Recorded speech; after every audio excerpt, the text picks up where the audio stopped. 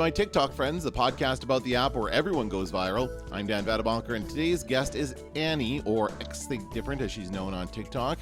Annie is awesome. She's from Scotland. You'll note the accent, which I love. I was able to restrain myself and not nerd out over her accent during the conversation, but the Scottish accent is my favorite, so she's lovely to listen to.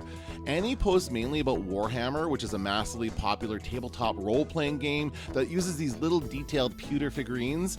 Annie paints these figurines, and she's become very good at it. So good, in fact, that she's begun to earn an income from commissions. So we'll get into all that, and we'll talk about her thirst traps, which is a TikTok phenomenon that I am fascinated with. But Annie is very upfront about why she posts sexy videos of herself, usually with a specific Warhammer character on TikTok. She's very upfront about everything. I like that about her. Okay, enough from me. Enjoy this conversation with X Think Different, and I'll be back at the end to wrap up the show.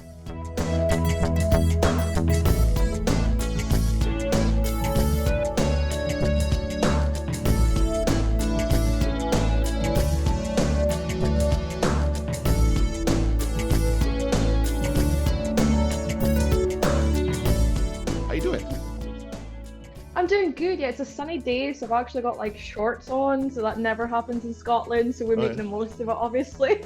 Kind of thinking back, what you mostly post about is Warhammer. Hey, that is your main thing. So how did that get started?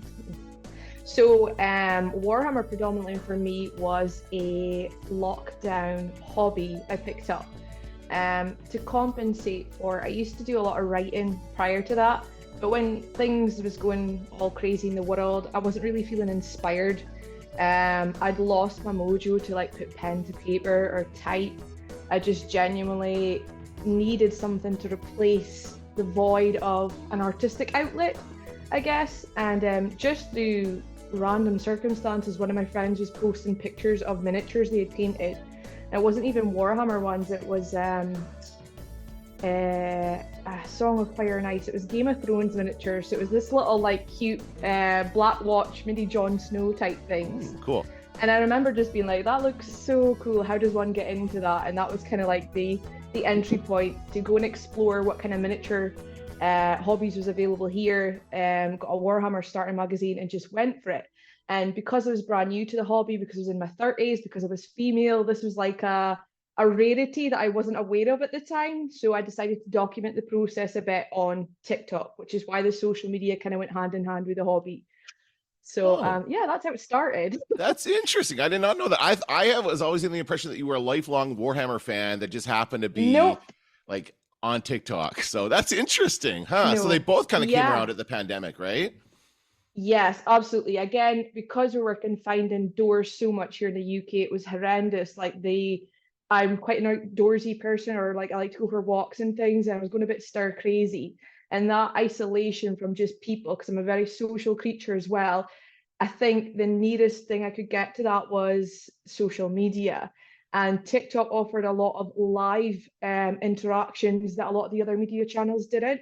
And I had met other Warhammer enthusiasts who like would sit and paint in real time, and I could join their lives. So even though we were separated by like so many miles, it felt like you were with them as best as we could to make do of like the circumstances.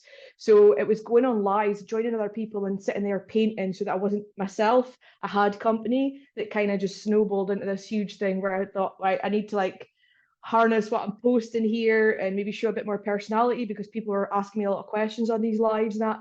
So I just tried to like transpose both things, the live feature and what I put out content wise as well. And so it's just you started working with, and it was all Warhammer based, right? That was kind of your main thing. And so what was like the first video that went viral for you that made you kind of think, oh wow, this could be something? Yeah, I'm trying to think back when you were saying about videos that goes viral. This is like a difficult one for me, but I was doing a lot of duet things to kind of again just show like my personality. And everybody will know them. Is his name Thorin Bradley? He's the guy that chops food. So like I duetted like my reaction to watching this man chop wood as you do, and it hit like 250,000 views in like 48 hours or something ridiculous.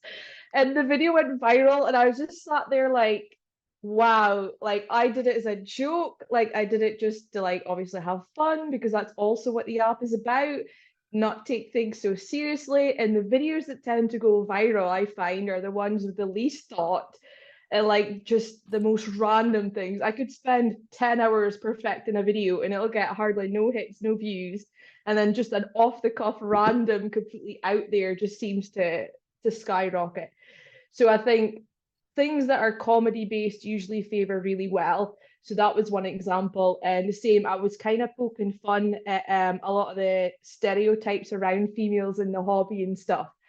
So a lot of them do quite well as well. So that in a combination of I've got a lust for a particular model, as you'll probably be aware, in Warhammer Bellicor is like known as Yeah. the Dark Master. Yeah, I have a little crush on him.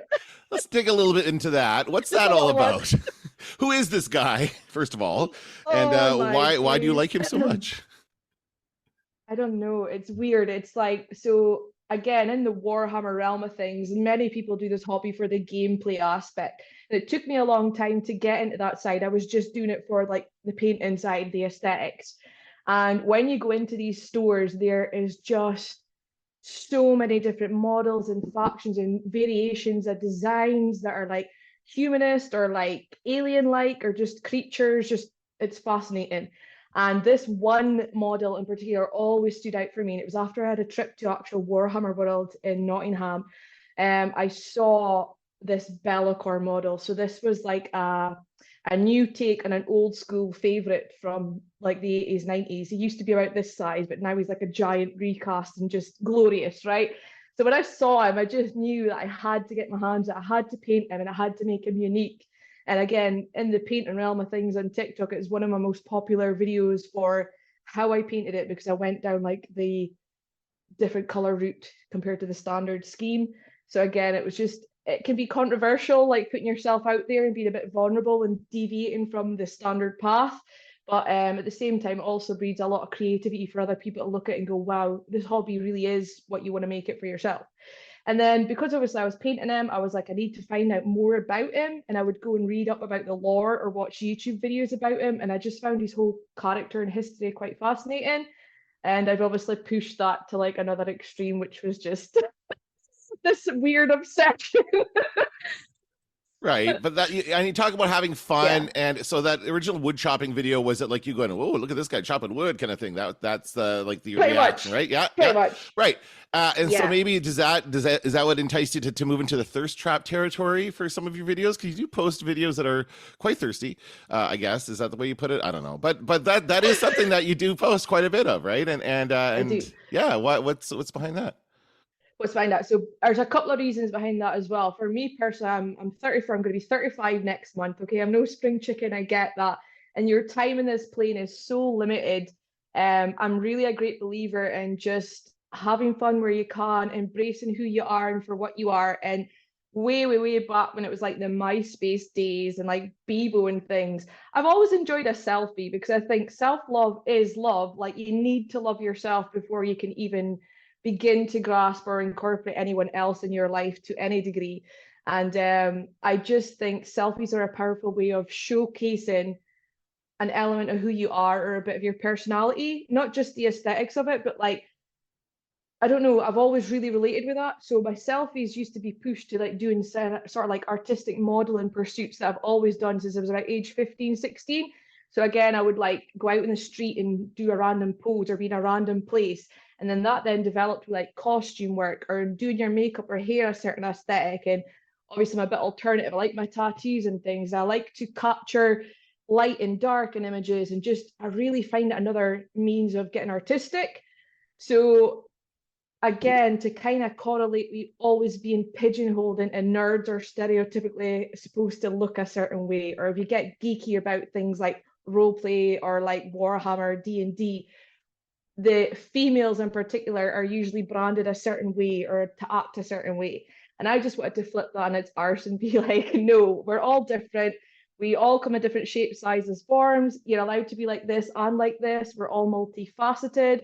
And that was a really vulnerable spot for me because I lost a lot of people following originally. I would get comments and backlash about like, we came here for the minis, not this. Like, what's this? Like, it's amazing how tunnel vision so many people in the world are.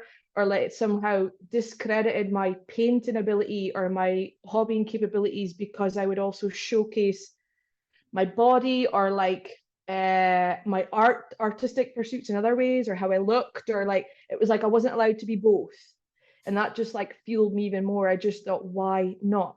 Like, why do I have to be so streamlined in one way? I'm like, no, like life is what you make it. I want to be, if I'm fortunate enough to live to like 80 year old, I want to look back at me in like my underwear and be like, how hot was I when I was like in my 20s and my 30s, because I'll never get that time back. I'll never get that time back. So I'd rather do it whilst I can. Which is probably the driving force behind why my content is such a mixed bag. I just want to prove to other people out there, not that I have to prove it, but just be comfortable in your own skin. Like, don't shy away or hide parts of yourself because you feel like you have to fit a certain narrative or a certain viewpoint that others may have of you. Yeah. So I think that's where that stems from.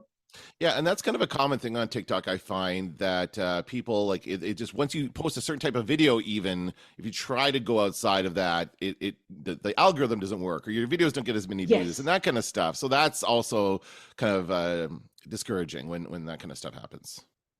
Very much so. I know personally a lot of people, again, that I've met through the hobby aspect who have had to either create a secondary account for that stuff or just like cut their losses and stop doing some of the things that they were passionate about, which is really disheartening because, again, the joy of social media for me is supposed to be able to show diversity, being able to show, like I'm saying, that you're multifaceted, being able to show that you are human, you've got a day-to-day life, you adult like everybody else, but on the other side of that, there's all these fun fundamental elements of your personality that you shouldn't have to shy away or hide away from. So Yeah, I think that's at its heart. That is the true heart of TikTok. Is just people expressing themselves to the world, and then the algorithm matching them up. Right? What kind of yes. what kind of? I'm curious, just because I don't post thirst traps. I'm not really capable of them. But I want to know what kind of reaction do you get when those kinds of things? Because those, when they blow up, they must go wide, and you must get a wide reaction. Yeah, I do. Particularly ones I did the combination of both when I did my cosplay. That was probably the I really hit a different niche of people then, which was more accepting of me when I did cosplay. So the cosplay is embracing the nerd, but doing it in a way that was like sexy and like out there, and just I loved that. I did the Sisters of Battle cosplay that I actually built for myself as well. And that's the point I was trying to hit across to people. I made all of the EVA foam myself. Like it's another crafting thing, it was another creative thing. And I combined that with doing like these thirst traps and those kind of videos tend to go viral. I can't remember how much times it got shared. And again, I was met with a lot of compliments, which was really nice. Some people can be over the top with like, you do get the creeps and sleazes that you're combating with because they suddenly think they've got the right to address you in a certain manner because you're making yourself vulnerable. But it's not with the point of being like, I'm single as well. I think that's another thing. It's difficult. See, if I was like married or something, I don't know if it would stop people from thinking, maybe it wouldn't stop people, but I think I advertise that I'm a single woman, and I think lots of people just think it's their entryway in to be able to like, right, so I'm going to shoot my shot, which is fair enough. But like when you knock them back, or it's like you're not my type, they're like take it so personal. It's like, well, you shouldn't be posting that stuff out there, and I'm like, oh my days, like how am I supposed to like still be me, but they like owe you anything because I've launched a sexy thirst trap? Like it's wild. It's wild. So it's like that 50-50 of you get some people are so supportive, women in particular. See, when I get a woman messages me and she's like, you're so inspiring. I wish I could do that. I love your confidence. It reminds you why you do it because I'm on the flip side of all the insecurities and self-doubt I had. But that ate away at me hugely when I was a teenager. And for these women who have got families that now, because even motherhood's another thing I could get into. It changes you. You can get a lost identity with motherhood and that. I'm also a mother of 3 young kids. I can speak for personal experience and I can reassure these women that it's never too late to still embrace these aspects of them that I know live inside of them. They've just lost sight of it for whatever reason, whether it be the conditions they're in, the people they're surrounded with, what media will try and tunnel you towards. So I always feel inspired with that kind of messages.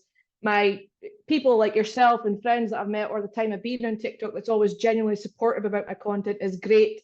I love a compliment as much as the next girl as well, which is awesome. It's just when people try to push back that it's just like, read the room. Like if I'm showing interest, that's fine. But if I'm not, like, or rein it in, like it can be really challenging. It's not Tinder, right? That's the thing. People like think that it's just an invitation to. Exactly. It's not a dating app. Right. But people just kind of assume because you are, that's just the problem with, I think, society in general, because a woman expresses herself in that way, it's automatically an invitation for men to say, oh, okay, I will pleasure you or whatever they, I don't know. But it's interesting also to me that the cosplay is acceptable somehow, and yet you got pushed back on the painting and the model, which is, traditionally a nerdy guy thing, right? That is interesting. I thought the same for standards. It's like, how does one define what is acceptable and what's not? So like, I couldn't believe the cosplay was acceptable, but like, yeah, me sitting literally painting, I had more people saying, I remember the first photo I uploaded of me painting, I had backlash because people were saying I was faking it. It was a staged photo, like literally, like people were grasping at straws because they could not comprehend that a girl that looked like me would sit and paint like Necrons for Warhammer and stuff. And I was like, what is this world? Like, why on earth can I not have access to a hobby that's been gatekept for so long? And I think that's the thing, like, it's beautiful and it's terrifying at the same time because we are more now diverse in the world and more accepting of people and their individuality and originality more than we ever have been. And there's a huge focus of that in the Warhammer community. I've met so much people that are all kinds of ages, races, sexual identity, everything. But on the flip side, there's still these diehards that's like trying to keep something for themselves or retain something from themselves. And I don't know, again, if it's because I'm female, because I speak so openly, but I've become a target of that for a lot of things. I've had to like have my defenses up, which makes it challenging. But I'm not easily deterred, so that's the main take for you. It does not seem that you are, and those kinds of things that really just probably give you fuel, right? To do more and to just Absolutely. be more of yourself, right? That's awesome. I love when you post about your kids. I love it when your kids pop up in your videos and stuff like that. I also have 3 children. They're older than yours at this point. My oldest is almost 17.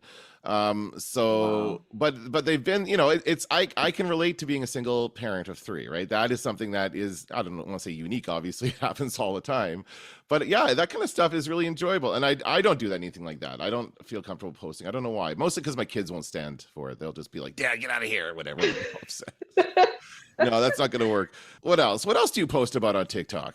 Writing. I posted some writing for a bit because again, I was predominantly a writer beforehand. So poetry. I have a lot of friends who are in the music scene, so I always kind of write poems with the mindset that there could be lyrics for songs because music's a huge part of my life as well.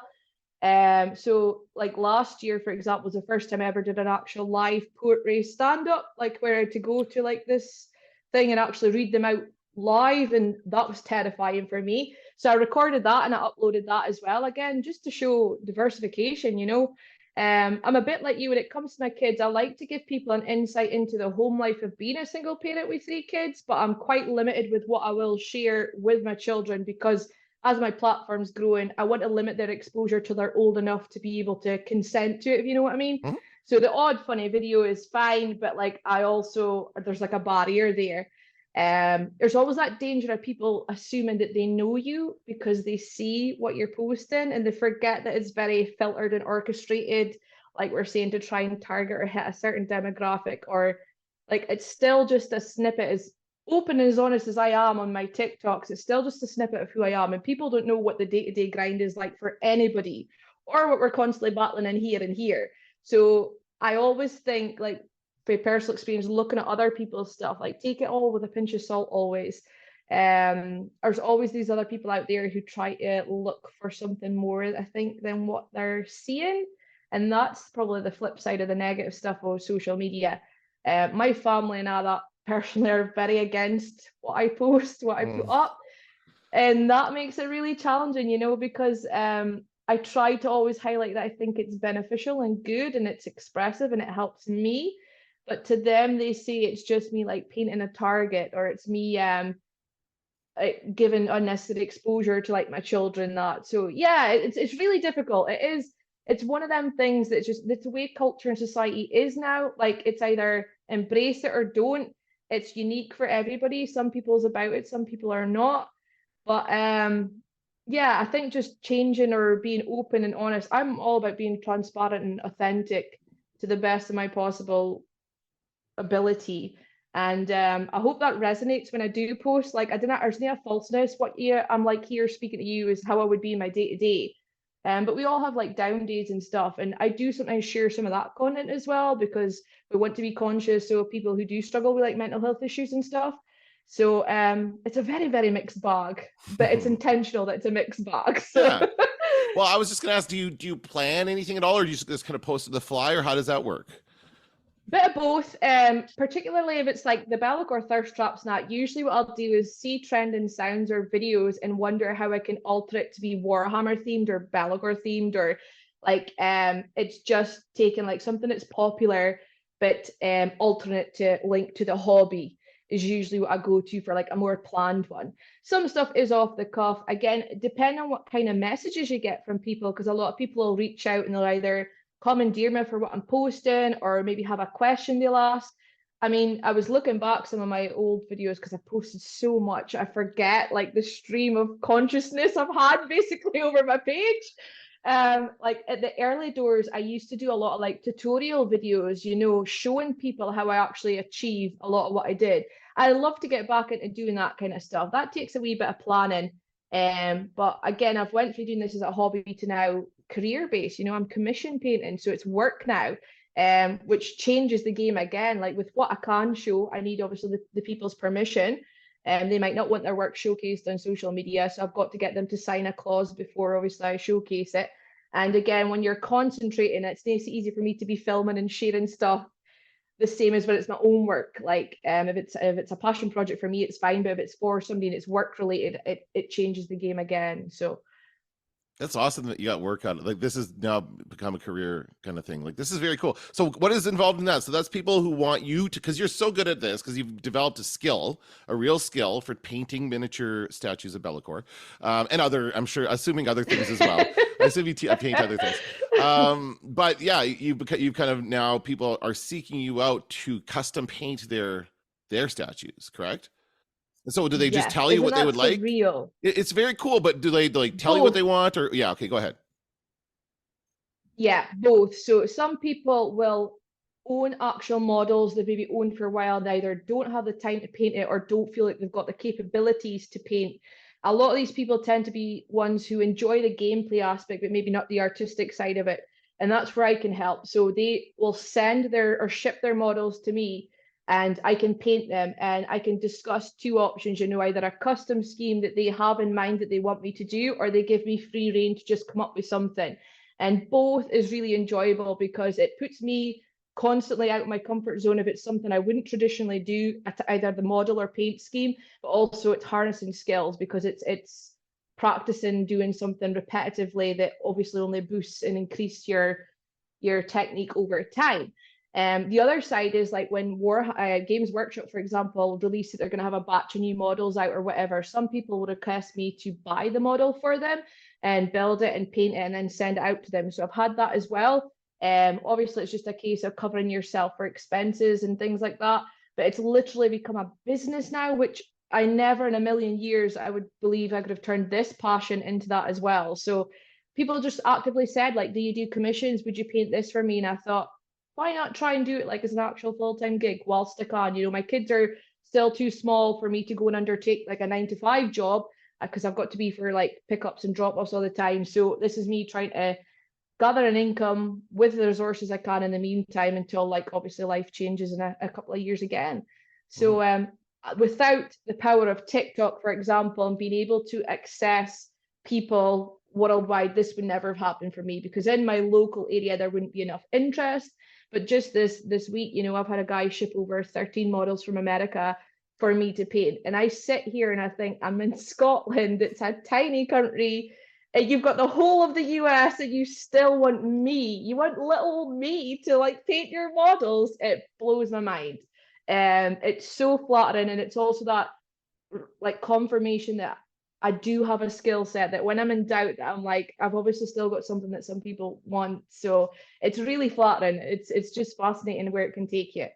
That is, and I didn't even occur to me that there is the gameplay aspect that people, and I would be one of those guys for sure. I would not want. I have no patience for little tiny movements, whatever you. I've watched your videos, and you're like, dude, the patience is incredible. So I would be totally one of those guys because I mean, I've only been tangentially aware of Warhammer as a nerd, as somebody who's been going to conventions and stuff for years. I've seen it happening. I have a couple of friends who get into the game of it.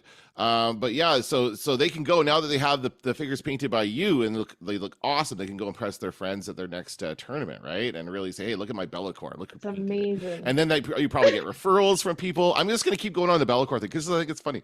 No, just. What about you? How did you get your stuff? Can we speak about you? You want to talk about me? Well, it was a pandemic thing, right? It was always just like everybody else. And I was trying to find, like, I wanted to post, but I couldn't really find anything interesting. I thought about my life that I wanted to post about, but I did also, again, it's actually very similar when you think about it, because it was the DVD collecting that I started. I did that in the pandemic, again, something to do. I could go out to thrift stores and buy DVDs for cheap and because I was at home all the time, watch movies, which I love. And it was just basically posting about that kind of stuff and posting about movies. And that's really what started it. And but the thing is, what got me the first viral video, and I've said this a couple times on this podcast, I think, is the Mrs. Brown's Boys DVD pull, which is probably what brought you to me, I assume. Everybody from your part of the world came to me through that Mrs. Brown's Boys video. Very popular over here. Yeah, it's their sense of humor thing. You see, I think Canadians have a slightly similar sense of humor to like Scots and English people, but like for other people in the world, it's a bit like, what? Well, there is very much so. And I watched Mrs. Brown's Boys when that happened. See, I tend to lean into it. Have you ever done that where you really leaned into something goes viral and you're like, oh, I'm going to do more of that. And you just kind of go off on that for a bit, but then it doesn't do as well. And you kind of, oh, what was the point of that? So I did that. I went after Mrs. Brown's Boys and I filmed reaction videos and I did all this stuff. But then when I tried uploading it to YouTube, I thought YouTube would be a better place for it. It all got shut down for copyright infringement because the BBC owns Mrs. Brown's Boys and they didn't like that. So, like that kind of stuff, that's discouraging when you like this stuff. So for this, is this growing outside of TikTok for you? Do you advertise your services out like for commissions and stuff at other places? Just through like Instagram and stuff. But again, it's like I have to really watch. I can't like specify Warhammer in that, for example, because again, it's all to do with their IP and that's so protected. I've just to define myself like a miniature painter, unless you were actually affiliated with like a studio or Games Workshop themselves. I can't really tag or name them as such or define Warhammer as what I do. I just have to like incorporate it as like what I'm saying. So Instagram, TikTok is usually the main place for sourcing it. I do have like pages I've set up to try and like gain in clientele and that as well, but it's really difficult. I could be doing a website, but at the same time, people are telling me like that's outdated now, that people don't like really view websites the same. And I'm like, honestly, well, what the hell are we supposed to do now? I know, it's like trying to navigate like life now because it's all techie and AI, and I'm just like, I'm scared. I'm right in the precipice of being the one that's sat with like, you'll be the same, like, we had dial-up days. We remember when internet was just new launching and sitting in like AOL chat rooms and stuff. Like that was like the big hype then. And what the capableness of everything is now, it's just like, it blows my mind and I'm terrified of it as much as in awe of it. So when it comes to like promoting yourself, traditionally, like, back in the old days, but when I was like 16, I went to like local gigs and stuff. I literally was the girl who had the flyers that told you like where these bands were touring. Here's a poster, their next upcoming shows. Like I did what was called street teaming. So that was my job, like to promote these bands on behalf of their record labels to your local people. And it was always done like in person. So like flyers, handouts, that kind of thing. That's all gone. Like there is none of that now. Everything is online. It's all posted. It's how it's shared. So trying to like, if you're operating your own business, remember that that's the way the world is now versus what it used to be. I'm always conflicted because I would still be the girl that's like, I want to make flyers for my business and post at people's houses, but it's just, you just don't do that now. It's just things like that. it's weird, right in the cusp of the old world and the new world, and I don't know. Sometimes I wonder where my place is. Well, I mean, as somebody who you said you were a writer, right? So you've written novels. Have you done novels as well as poetry? I have, Yeah. yeah, So I novels and poetry, yeah, some fiction writing. so I mean, but it's kind of again discouraging to know that an AI can just do that. Write me a story about this, and then it'll write something that you could have. Oh man, like, and that's affecting in my day life. I work in communications in journalism, and that is something that's AI is terrifying to a lot of us because Yeah, I mean that could be coming for our it's jobs, right? lost the personal aspect. Yeah, Yes. it's like lost that personal aspect, and it's like there's people are consumers at the core, so they're not worrying about the source the same as we would have before, and it's that authenticity. If AI is going to write a better story, people are going to favorite and not think about the behind the scenes there. It's just it's consumption. They want what's good and they want it now. And I think when COVID times hit, that's how I felt as a writer. I was so disheartened because I didn't like the way the world was, and like fantasy world had become reality. Like books like 1984 that were suddenly what was happening, and I was sitting there just like, I've lost my place as a writer now. Like I felt like a part of me literally had died because I didn't feel inspired to write about fiction because my life felt very fictional. I was like, I'm confined to a house by the government. It's weird, like to live through it. And then people were like, well, why don't you make that a story? And I'm like, because who the hell wants to read that? It was We just lived depressing. I it. don't want to. Yeah, we don't want to go through that It's again. like, no, I don't want to like hash it up again. So, it's just life. It's trying to get that grounding and be present and do things that still put you in touch with other people, but being so hyper aware that everything around you is just so digital tech, everything's just wild. Yeah. Wild. You said your family does not approve of the thirst traps. Do a lot of your real life friends know what you do on TikTok? No, it's like one of them. It's like they've got kind of like a concept, but nobody like follows well. Like there would be like a handful of local people or people I know in my day-to-day life that would actually follow me on any of my social medias, to be honest, which is kind of a surreal thing as well. But I think it's like the shock factor with some of them. Again, here in my day-to-day, I live in the same street as the school, so I'm the mum with the three kids that does the pick up and drop off every day. A lot of people see me as that. But if I was to show them some of the content that I'd posted, I think a lot of them would be flabbergasted, just because they would be like, "How is that one and the same as what we've like?"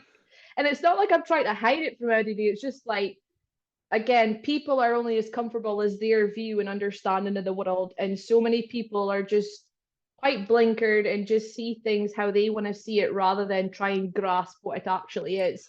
And in my day to day, they're happy to see me as the mum with three kids that's doing the school drop off and pick up and just view me, say, hi, how's it going?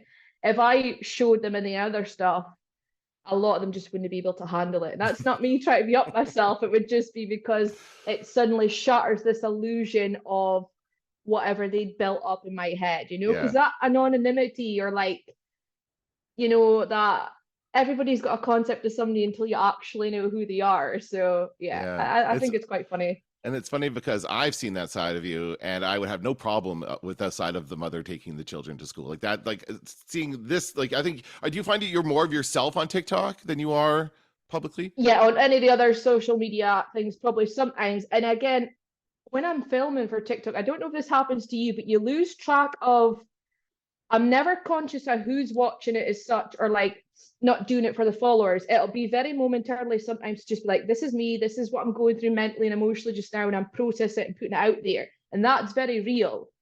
I can lose sight of thinking that, oh wow, what if this person sees that, or what that doesn't come to me at the point when I'm recording or putting out there. Sometimes it'll be an afterthought, depending on the response I've got. And like sometimes I'll have some friends. This is a true story. This will make you laugh or not. I've had literally people message my mother to ask if I needed to go see somebody, like if I was having like a breakdown, a mental crisis, because I was showing underwear shots, because I was being so open, because I was dancing, because I was uploading workout videos. Because They you're actually obsessed with a contacted my demon? mother because I'm obsessed with a demon, obviously. It doesn't speak very highly, does it? But people were genuinely scared for her mental health, which, right, part of it was like, bless you, but like you don't know me, that I've never felt more myself in the last couple of years, because I've done the inner work, I've done the shadow work, I've shed all the fears and insecurities, like I'm saying, to be this version of myself. And I'm very happy with her and I'm happy to show her.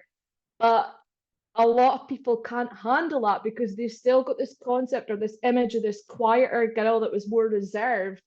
And they were trying to pigeonhole me again, I think, to my parents, particularly, like, I think there's something wrong where she's obviously doing all this for attention. There's obviously something going wrong. And painting is a really negative thing. And I had no idea that was going on in my life here till my mother confronted me and she was like, I'm just giving you a heads up. And I just said to mother, I was like, what did you say? And she just kind of laughed. She's like, I know you. I know you're fine. If you're not, you come tell me. But she's like, I know it's just you. Like, they're used to it. She gave birth to me. She knows my personality. She knows the type of person I am. But I couldn't believe people as well that rather than go to the source, rather than come to me and say, are you okay? It's just a check-in.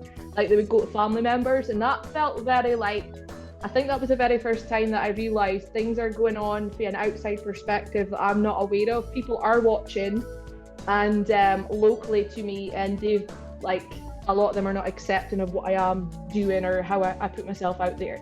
It is it makes you very vulnerable. It risks good and bad ways, like I said to you, it's not going to deter me. I'm not going anywhere anytime soon. I don't intend to. Well, I'm glad to hear it. I very much enjoy your videos, and I can't wait to see more of them and see what happens. That's about it. We're running out of time. Annie, thank you so much for being my TikTok friend. Thank you for being mine. It's been wonderful to finally get to proper chat to you, Dan. You're lovely. Yes. And keep doing what you're doing.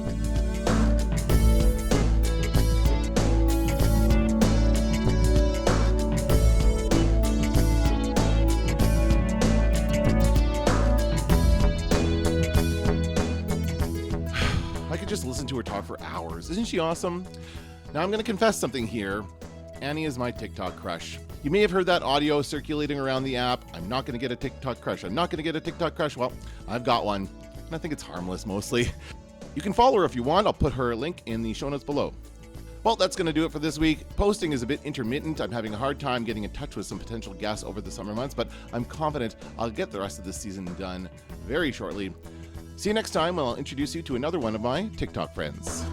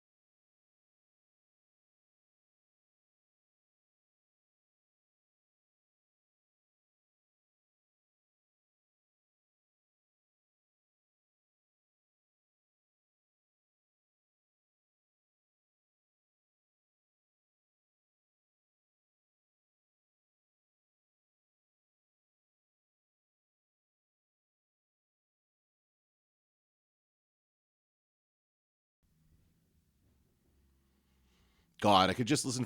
God, I could. I could just listen to her talk for hours. Isn't she awesome? Now I'm going to confess something here. Annie is my TikTok crush. You may have heard that audio circulating around the app. I'm not going to get a TikTok crush. I'm not going to get a TikTok crush. Well, I've got one. And I think it's harmless mostly. She brings a smile to my face every time I see her on my feed. And you should follow her if you like this. No. She just brings a smile to myself. She just brings a smile to my face every time I see her on my feed. You can follow her if you want. I'll put her link in the show notes below. You can follow her if you want. Well, that's going to do it for this week. Posting is a bit intermittent. I'm having a hard time getting in touch with some potential guests over the summer months, but I'm confident I'll get the rest of this season done very shortly. See you next time when I'll introduce you to another one of my TikTok friends.